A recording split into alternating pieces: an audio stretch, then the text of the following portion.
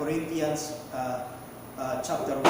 So kung kayo po ay mayroong kopya ng inyong banal na kasulatan ay samahan nyo ko sa 2 Corinthians chapter 1. Babasahin po natin ang verses 2 to 7. Ganito po ang sinasabi sa wikang Filipino. Sumainyo nawa ang biyaya at kapayapaan mula sa Diyos na ating Ama at sa Panginoong Hesukristo. Purihin nawa ang Diyos at Ama ng ating Panginoong Hesukristo, ang Ama ng mga kaawaan at Diyos ng buong kaaliwan, na siyang umaaliw sa atin sa lahat ng kapigatian, upang ating maaliw ang nangasa anumang kapigatian sa pamamagitan ng pag-aliw na inialiw din sa atin ng Diyos. Sapagkat kung paanong sumasagana sa atin ang mga sakit ni Kristo, gayon din naman ang aming kaaliwan ay sumasagana sa pamamagitan ni Kristo. Dapat maging kami man ay mapigati para sa inyong kaaliwan at kaligtasan. O maging kami man ay maaliw ay para sa inyong kaaliwan, na siyang gumagawa sa pagdadalitang may pagtitiis ng mga gayon ding pagbabata na amin namang binabata. At ang aming pag-asa tungkol sa inyo ay matibay, yamang nalalaman na kung paano kayo'y karamay sa mga sakit, gayon din naman kayo sa kaaliwan. Palain ng Panginoong Diyos ang pagkabasa ng kanyang mga salita at nawa samahan niya tayo habang ito ay ating binubulay-bulay. Ito po ang napili nating paksa ng pag-aaral sapagkat kung meron mang isa sa pinakakailangan tayo ngayon, ito po ay walang iba kundi ang kaaliwan. Mas marami po ang maaari nating makitang dahilan upang tayo ay malumbay, upang tayo ay mawala ng pag-asa, upang tayo ay matakot, mangamba, lalo na sa ating kasalukuyang kalagayan na hindi tiyak at hindi pa natin nababanaagan kung saan ba ang dulo ng krisis na dinadaanan ng ating bansa at krisis na ating mismong dinadaanan. Sa mga panahong ito, mga kapatid, saan tayo maaaring kumuha ng kaaliwan? Saan ito pwedeng manggaling? Ang banal na kasulatan po ay nagbibigay sa atin ng sagot sa katanungan na iyan. Dito po sa mga talatang ating binasa, mapapansin ninyo kung inyong susubukang bilangin, 10 beses na binanggit sa mga talatang ito ang salitang kaaliwan. At sa pagsasaalang-alang natin sa konteksto ng mga talata, mauunawaan po natin kung ano ang kahulugan ng salitang kaaliwan na ating pinag-aaralan.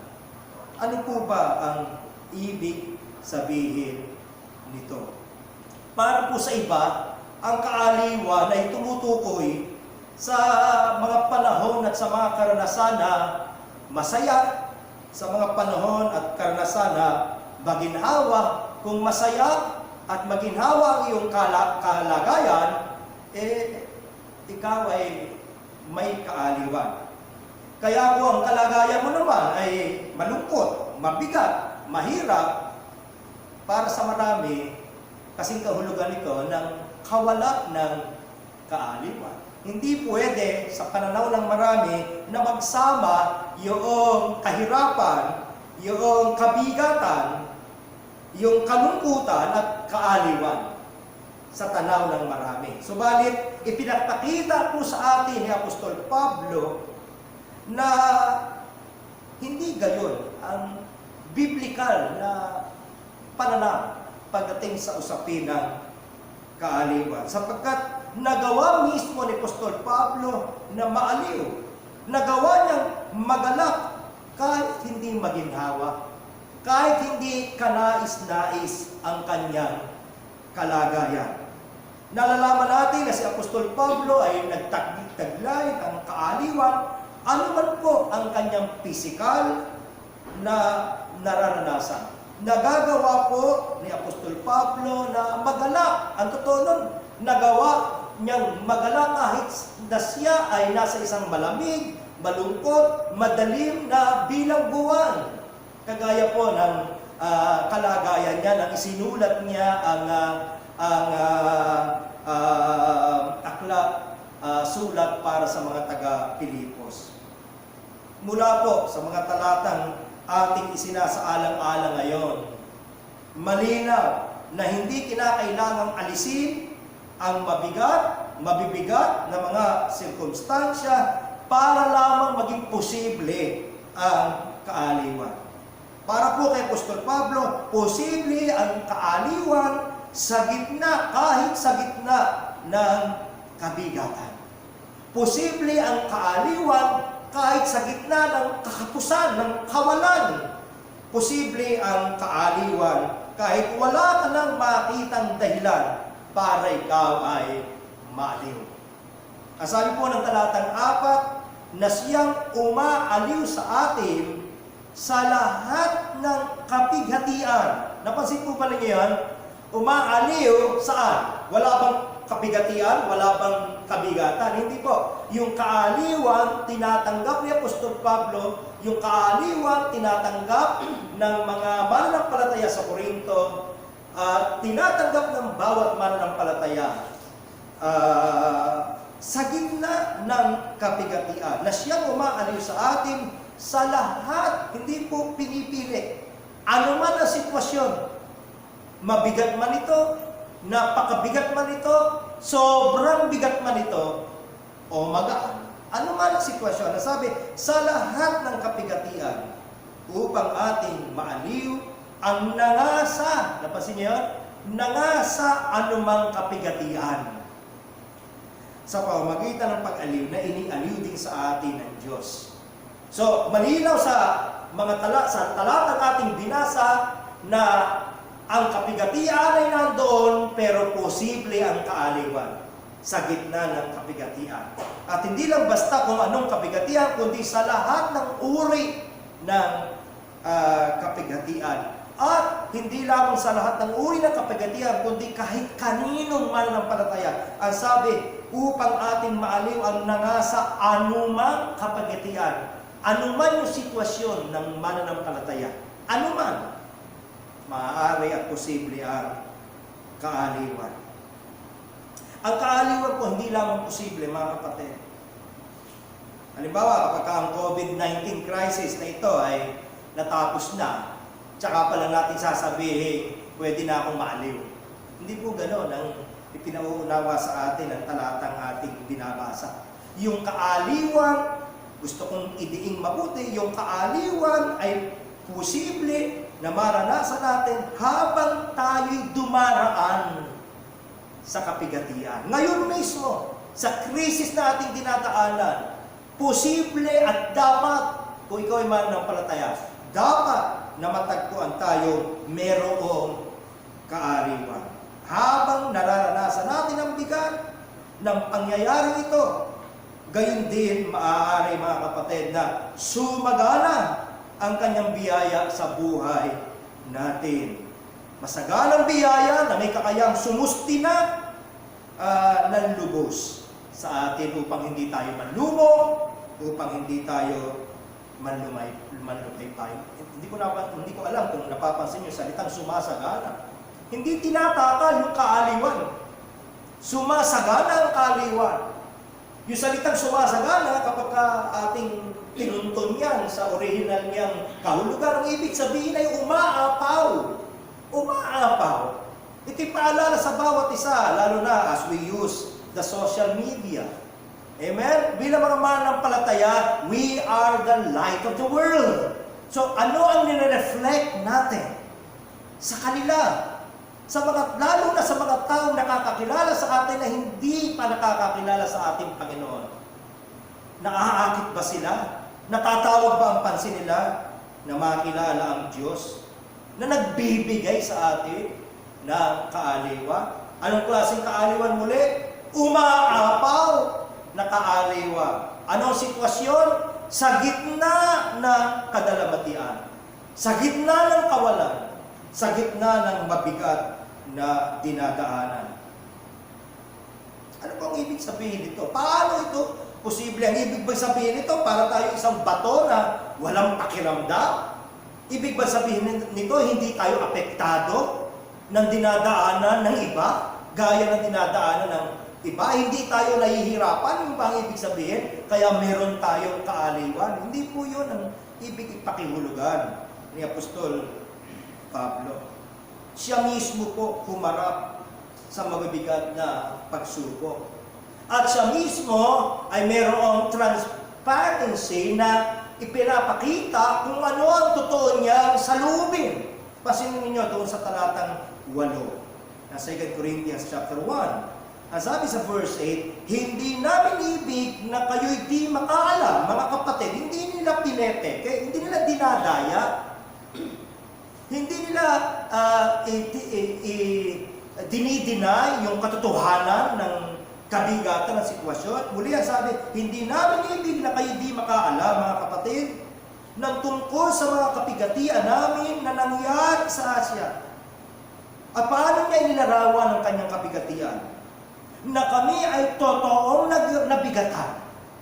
Nang higit sa aming kaya, di na namin kaya. Ano't kami ay nawala na ng pag-asa sa buhay. Ganun kabigat yung sitwasyon na ipinapahayag niya sa kapwa niya mga mananampalataya, realidad ang kabigatan. Realidad ang tukso na mawala ng pag-asa. Subalit, sa mga panahong ito, mas naging realidad at mas naging masagana ang kaaliwan na nanggagaling sa ating Panginoong Jesucristo. Alam nyo, interesting mga kapatid, itong salitang kaaliwan. Kagaya ng palagay ko, meron na kayong idea. Ang banal na espiritu ay may pamagat na mang-aaliw, hindi ba? Siya ang ating mang-aaliw. At gayon ang kaaliwan na nais na maranasan ng bawat isa sa atin.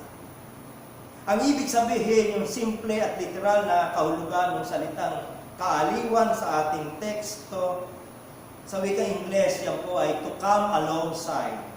Kagaya rin ng Paraklete, the Holy Spirit. This is our comforter. Ano ibig sabihin ng to come alongside? Kaaliwan, mang-aaliw. Ang ibig sabihin nito ay karamay, kasama. Yung kaaliwan kung gayon, nanggagaling saan? Nanggagaling sa unawa na hindi natin naharap ang ating pagsubok ng mag-isa. Tayo'y sinasamahan, tayo'y dinadamayan, tayo hindi iniiwan ng ating Panginoon at tagapagligtas na si Jesucristo. Sa pamamagitan ng kanyang banal na Espiritu at sa pamamagitan ng kanyang ebanghelyo, ng kanyang mga salita na nagpapaalala sa atin ng kadakilaan ng kanyang pag-ibig. Oh, mga kapatid, palaging mahalaga na manariwa sa atin ang katotohanan na nagawa niyang ibigay sa atin ang kanyang pinakamahalaga, ang kanyang sarili. You see, He that spared not His Son, but delivered Him up for us all, how shall He not also with Him, together with Him, freely give us all things? Kung nagawa niyang ibigay ang kanyang sarili upang maging ating katubusan, ano pa ang hindi niya maaaring ibigay sa atin? Natatakot tayo na hindi tayo mabigyan ng kakaparanggot na kayang ibigay ng ating local government. Meron Diyos na may kakayahan. Nagagalit tayo. And sometimes, sad to say, we express our anger, we express our disappointment to the failures of others, especially those who are in authorities. When we have a God who is able to provide for all our needs. Amen? Oh, mga kapatid, meron tayong karamay. Na isa pang interesting dito, yung salita rin kaaliwan, yan po ay nanggaling sa wika Ingles na comfort. At yung salita naman comfort ay galing sa dalawang salitang Latin. Ang unang salita ay yung ugat na salitang con, na ang ibig sabihin ay kasama. And then yung forte, the Latin word forte, na ang ibig sabihin ay kalakasan. So dito mabubuo na ang idea, hindi lang natin kasama ang ating Panginoon sa pagdaan natin sa pinakamabigat nating kadalamhatian, kundi kasama natin siya upang magbigay ng forte, ng kalakasan. Our God is able to see us through. He is not only our present companion. Ang sabi ng Psalm 46, He is our very present help in times of trouble. You see, sa mga panahon ng kabagabagan, nandiyan ang Diyos. Kasama natin. Kasama natin upang magbigay ng kalakasan sa ating panlulupaypay. Kapag ka nanlulumo ang ating kaluluwa, nandyan siya upang magbigay ng kaaliwan. Paano po ito posible? Sa pamamagitan ng pagbibigay niya sa atin ng pag-asa. Sa pamamagitan ng pagbibigay niya sa atin ng katatagan na malagpasan ang kadalamhatian. Mga kapatid, ano po itong pag-asa na ito na ating pinag-uusapan? Saan ito nanggagaling? Bakit wala nito ang iba? Well, doon sa 2 Corinthians chapter 4, ito ang pagpapatuloy ni Apostle Paul. Beginning verse 16, kaya nga hindi kami nangihimagod. Bakit hindi tayo nangihimagod? Bakit pwede tayo makapagpatuloy gaano man kahaba ang pagsubok na ating tinatahak? Kaya nga hindi kami nangihimagod, bagamat ang aming pagkataong panlabas ay pahina, ngunit ang aming pagkataong loob ay nababago sa araw-araw. Sapagkat ang aming magaang kapigatian na sa isang sandali lamang ay siyang gumagawa sa amin ng lalo't-lalong bigat ng kaluwalhatiang walang hanggan. Samantalang kami ay nagsisitingin hindi sa mga bagay na nakikita, kundi sa mga bagay na hindi nakikita. Sapagkat ang mga bagay na nakikita ay may katapusan. At ang mga bagay na hindi nakikita ay walang hanggan. Hamon ito sa atin, mga kapatid. Samantalihin natin ang mga pagkakataong ito. Huwag nating sayangin ang ating oras.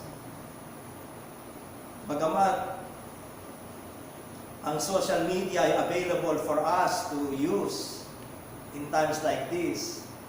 Bagamat maraming series na pwedeng panoorin sa telebisyon sa mga panahon ito at hindi naman siya technically bawal na gawin.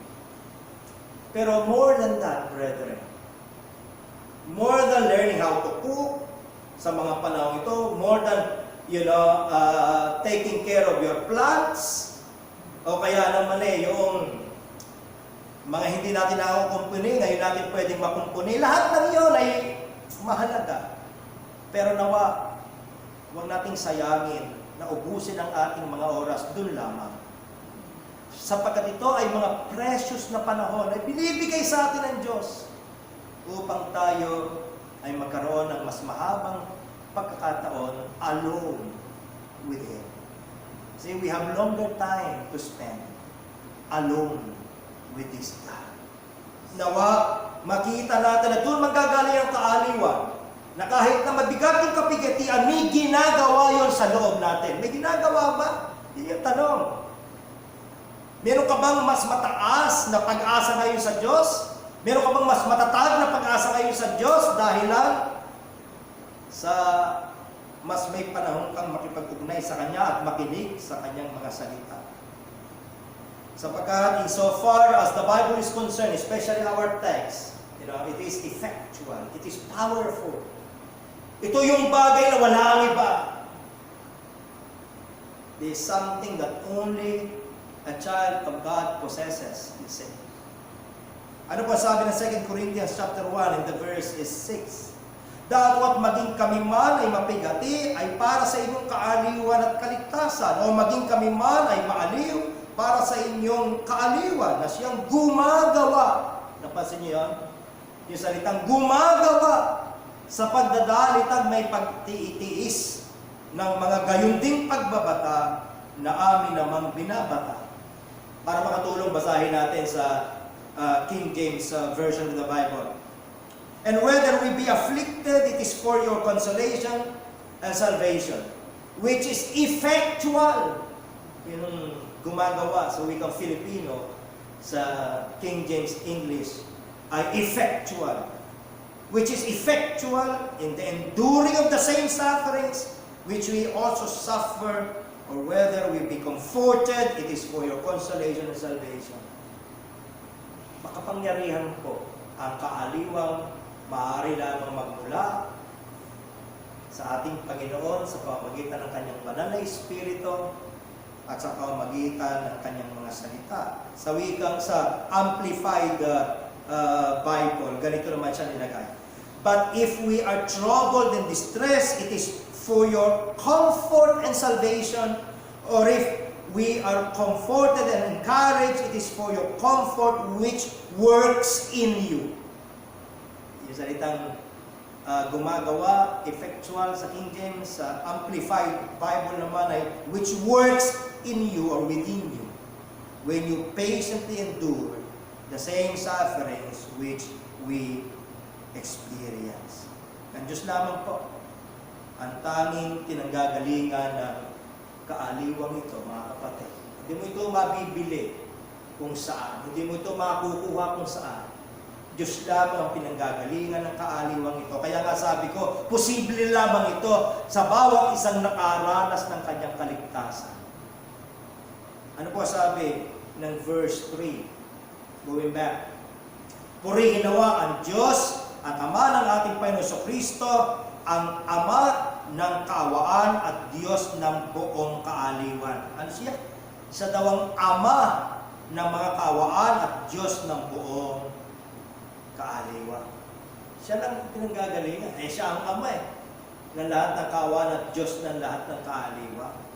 Sa talatang 4, ganito naman ang nakalagay, na siyang umaaliw sa atin sa lahat ng kapagitian upang ating maaliw ang nangasa anumang kapagitian sa pamamagitan ng pag-aliw na inialiw din sa atin nino ng Diyos.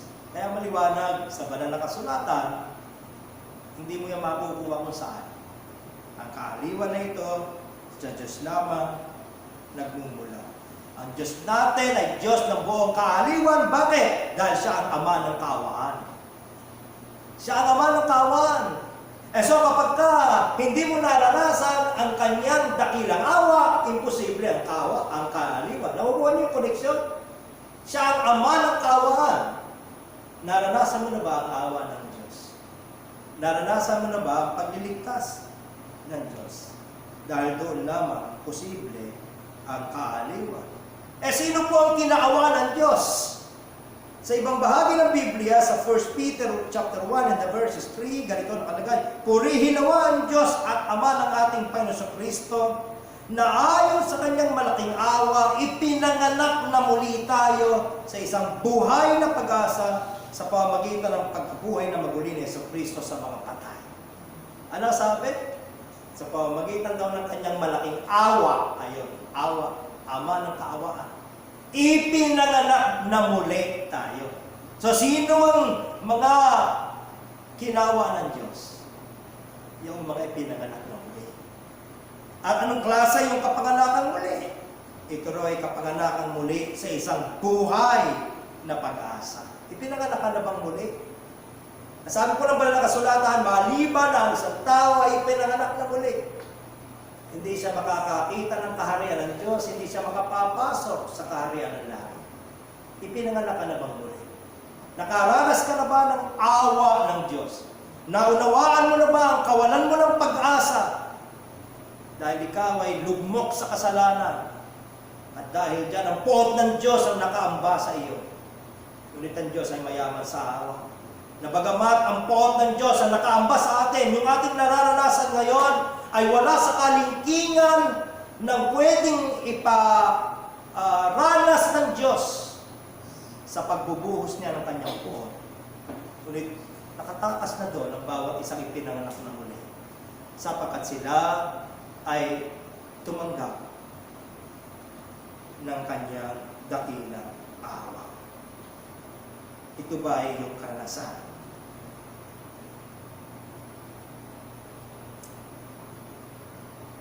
Tanging ang mga mananampalataya lamang, mga kapatid, ang maaaring magtaglay ng ganitong kaaliwan dahil tayo lamang ang maaaring magsabi, I belong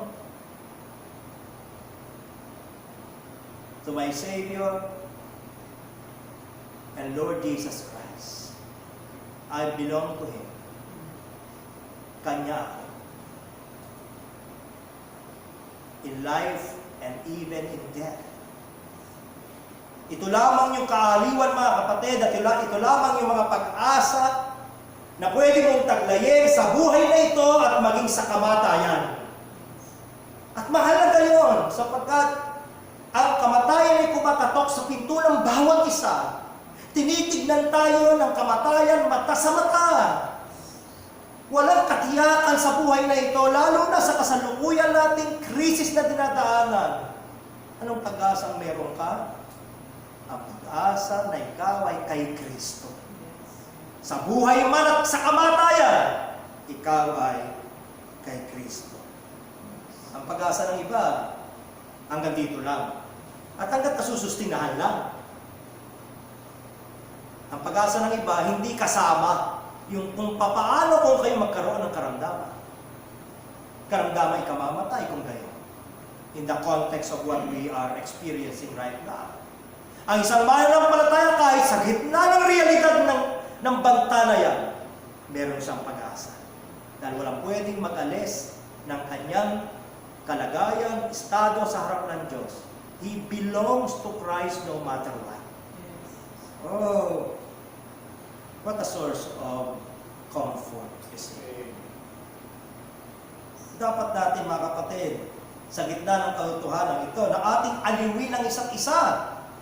Bahagi ito ng ating panalangin kanina. Let us not be so self-centered that we would forget that there are other brethren who may be having difficulties. Alamin natin kung kamusta sila. Ito yung mga panahon na ating ipadama ang ating pagmamahal sa iba. Ito yung mga panahon na tayo ay umabot sa bawat isa. Kagaya po ng minsan ay nasabi na natin, totoo nakakahawa ang takot, pero nakakahawa din ang diwa ng pananampalataya, ang diwa ng pag-asa at ang diwa ng pag-ibig. Fear is contagious, but so are faith, hope, and love. Let us care for one another. Let us encourage one another. Yes, eh. Ang sabi ng talata, na siya umaaliw sa atin sa lahat ng kapigatian. Ano na yun eh? Kung komportable ang kalagayan mo, kung kumilos ang Diyos sa'yo, para saan yun? Ang sabi ng talata, na siya umaaliw sa atin sa lahat ng kapigatian upang ating maaliw ang sa anumang kapigatian sa pamagitan ng parehong pag-aliw na inialiw din sa atin ng Diyos. Amen? Meron pala layunin. You see? Kung nangungusap ang Diyos sa'yo, kung kumikilos ang Diyos sa'yo, ipaalala mo sa kapwa mo mananampalataya, buhay ang ating Diyos. May pag-asa sa ating Diyos. Ang kaaliwan na ibinahagi ni Apostol Pablo sa mga mananampalataya sa Korinto ay parehong kaaliwan na tinanggap niya mula sa Diyos. Sabi nga po ng talatang 6, dapat maging kami man ay mapigati para sa inyong kaaliwan at kaligtasan. O maging kami man ay maaliw para sa inyong kaaliwan na siyang gumagawa sa pagdadalitang may pagtitiis na mga gayon ding pagbabata na amin namang binabata. Napansin niyo ba yun? Interconnected ang ating mga karanasan. Kung tayo daw ay napipigati, at sa gitna ng kapigatian na yun tayo inaliw, para rin yun sa iba. So that we may encourage others with the same encouragement, with the same comfort that we have received from the Lord. At kung dumating daw yung panahon tayo inaaliw na, yung kaaliwan daw na yun ay bahagi din natin sa iba. Hindi na yung kapigatian, kundi yung kaaliw ang ating tinanggap mula sa Diyos. Mga kapatid, hindi ito kayang ibigay ng kahit sinong politiko kung hindi siya nakakakilala sa Diyos. Hindi ito kayang ibigay ng kahit sino. Period. Ang pwede lang magbigay ng kaaliwan sa iba ay yung inaliw din at tumanggap din ng kaaliwan mula sa Diyos.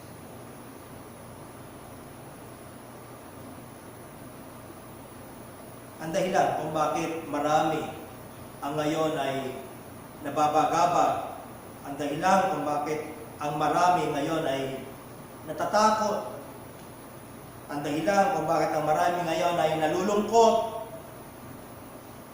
nadidepress, sapagkat hindi nila alam kung saan naguugat ang kanilang problema at kung sino lamang pwede magdala ng solusyon ito. Halimbawa, kung ang isang tao nag-iisip na ang pinagmumulan ng kanyang kadalamatian, ang kanyang misery, ay ang kagutuman, halimbawa, hahanapin niya yung pagkain para mawala yung kanyang misery. Kung iniisip naman natin na ang pwedeng panggalingan ng ating kadalamatian ay yung kawalan ng malusog na katawan, abay, aalagaan natin, hahanapin natin, tatangkayin natin patuloy na maging malusog ang ating katawan. Inaakala natin hanggat malusog ang ating katawan, malayo tayo sa kadalamatian. Hindi naman masama talaga yun. Hindi naman masama na hanapin mo yung provision kung ikaw ay mayroong pangangailangang pisikal. Pero mga kapatid, yan po ay surface na Hindi yan talaga ang pinakaugat ng lahat. Hindi karamdaman, hindi kagutuman, hindi kahirapan. Sabi nga ni kapatid ni Linda, kung halimbawa marami kang hinord at nagkaroon ng kaguluhan, halimbawa, yung mga walang-wala na, ano kaya iisipin ng mga walang-wala na? Hahanapin ko sino may mga meron. At maaari maging laganap ang nakawan. Huwag namang mangyari. Iadya naman tayo ng Panginoong Diyos. Pero kung pag-asa mo ay nasa mga material na provision, iyon po ay walang salita. Mga kapatid, sa pagtuturo pa ng banal na kasulatan, ang pinakamalaki nating problema ay ang ating kaugnayan sa Diyos. Kung bakit ang tao ay mayroong kadalamatian, kung bakit ang tao ay may kalumbayan, at dahil pinili niyang mamuhay ng hiwalay sa Diyos. As early as Genesis 3:16, nilinaw na yan. Magkakaroon ka ng maraming kalumbayan at kahirapan. Bakit? Dahil pinili ng tao na mabuhay ng hiwalay at malayo sa Diyos. Saan manggagaling kaaliwan? Baligtarin mo. Lumapit ka sa Diyos. Huwag kang lumayo sa Diyos. Lumapit ka sa Diyos.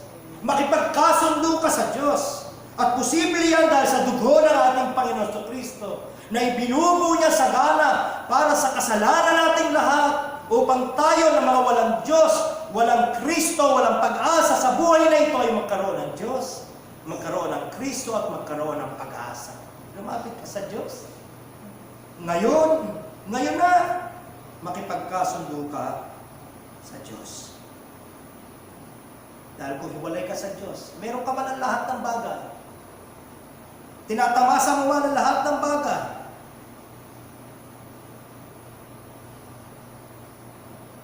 Ikaw ay nasa isang delikadong kalagayan. Hindi mo pwedeng sabihin that you are safe as you live a life that is apart and away from God. It is not possible, you see. You are alone, you are helpless, and you are heading for hell if you do not know Christ, if you do not belong to Christ. Bagay na hindi na mangyayari sa atin bilang mga mananampalataya. And that's my joy. Sa mga nakakakilala sa akin, you all know me as a kidney transplant survivor. Kung meron mang dapat nagkukulong na lang sa bahay, ako yun. Dahil isa ako sa delikado. And I should take necessary precautions, and I do. But then, brethren, more than that, our hope is in the truth that we belong to Christ. We belong to Christ. Tayo ay pag-aari ng Diyos. Kaya, malusog man ako, may karamdaman, it doesn't change the fact that I belong to Christ. Amen? Mayaman naman tayo, mahirap, I still belong to Christ. Galit man ang lahat ng tao sa akin o popular ako, it doesn't change the fact that I belong to Christ. You see, mabigat man ang ating dinadaanan, we still belong to Christ. And ultimately, brethren, patutunayan niya sa atin na He who puts his trust on Him shall not be put to shame. Ang tao na naglagat ng tiwala sa ibang bagay, sa mundong ito, mapapahiya sa dulo. Pero ang isang tao na ang pag-asa niya, ang buhay niya, ang kumukumpleto sa kanya ay si Kristo, siya'y may kaaliwan hindi lamang sa buhay na ito, kundi maging sa oras ng kanyang kamatayan. Amen? Amen. Romans chapter 14, verses 7 and 8, sapagkat ang sino man sa atin ay hindi nabubuhay sa kanyang sarili, sino man hindi namamatay sa kanyang sarili. Sapagkat kung nangabubuhay tayo, sa Panginoon tayo nabubuhay. Kung namamatay tayo, sa Panginoon tayo nangamamatay. Kaya't sa mabuhay tayo o sa mamatay, tayo'y sa Panginoon. God bless everyone. Mawit po tayo ng pangwakas na awit. Maybe we could stand again. Let's all stand.